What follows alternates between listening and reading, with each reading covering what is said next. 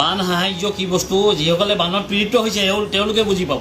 আপুনি মই বুজি নাপাওঁ। বান সাহায্যৰ সময় চব গাঁতৰ ভিতৰত সোমাই আছিলে, এতিয়া শিয়ালৰ নিচিনা আহি গ'ল ওলাই মেলি হোৱা হোৱা কৰিবলৈ। বদৰুদ্দিন আজমলে সহায় কৰিলে, যথেষ্ট সহায় কৰিলে। তেওঁৰ সহায়ক আমি উপলুঙা কৰিব নোৱাৰোঁ, অসমবাসীয়ে উপলুঙা কৰিব নোৱাৰে। সেৱা জনালে বৰ ডাঙৰ কথা হৈ গ'ল, ভৰি ধৰি সেৱা জনালে বৰ ডাঙৰ কথা হৈ গ'ল। তেওঁ উপযোগী আছিলে সেৱা জনোৱাৰ, তেওঁ উপযোগী আছিলে। প্ৰথম শিৱসাগৰত প্ৰথম মানুহে আছিলে বদৰুদ্দিন আজমল, যিজনে গৈ মেলি শিৱসাগৰত গৈ মেলি বান পীড়িতৰ কাৰণে সহায় আগবঢ়োৱা প্ৰথম মানুহজনে হৈ গ'ল বদৰুদ্দিন আজমল। বৰ ডাঙৰ কথা হৈ গ'ল। এতিয়া চাৰিওফালে ঢোল বাজিবলৈ ধৰিলে, ইমান দিন নাছিলে, এতিয়া ঢোল বাজিব। মিডিয়াৰ পৰা লৈ মেলি চব ঢোল বজাব ধৰিলে। সহ্য হোৱা নাই মানে অসমত মিলা প্ৰীতিৰে থাকক মানুহ, সেইটো সহ্য হোৱা নাই কাৰো, মানে বুজিছেনে?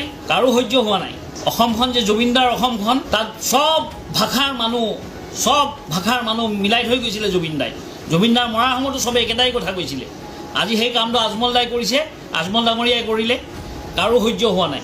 আজমল ডাঙৰীয়াই আজি সেই ডাঙৰ কামটো কৰিলে, কাৰো সহ্য হোৱা নাই। কাৰণ হিন্দু মুছলমান কৰিব লাগিব নহয়, ৰাজনীতি কৰিব লাগিব, হয়নে নহয় ভাই? সেইটোৱে আচল কথা। ইমানখিনিয়ে ক'ব আছিলে। জয় আই অসম। বান সাহায্য কি বস্তু যিসকলে বানত পীড়িত হৈছে তেওঁলোকে বুজি পাব। আপুনি মই বুজি নাপাওঁ। বান সাহায্যৰ সময় চব গাঁতৰ ভিতৰত সোমাই আছিলে, এতিয়া শিয়ালৰ নিচিনা আহি গ'ল ওলাই মেলি হোৱা হোৱা কৰিবলৈ। বদৰুদ্দিন আজমলে সহায় কৰিলে, যথেষ্ট সহায় কৰিলে। তেওঁৰ সহায়ক আমি উপলুঙা কৰিব নোৱাৰোঁ, অসমবাসীয়ে উপলুঙা কৰিব নোৱাৰে। সেৱা জনালে বৰ ডাঙৰ কথা হৈ গ'ল, ভৰি ধৰি সেৱা জনালে বৰ ডাঙৰ কথা হৈ গ'ল।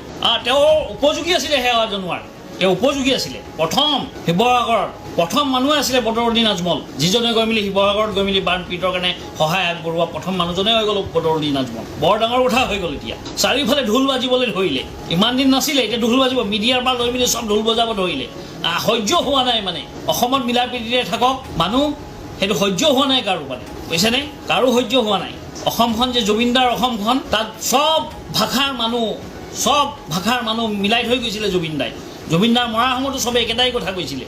আজি সেই কামটো আজমল দাই কৰিছে, আজমল ডাঙৰীয়াই কৰিলে, কাৰো সহ্য হোৱা নাই।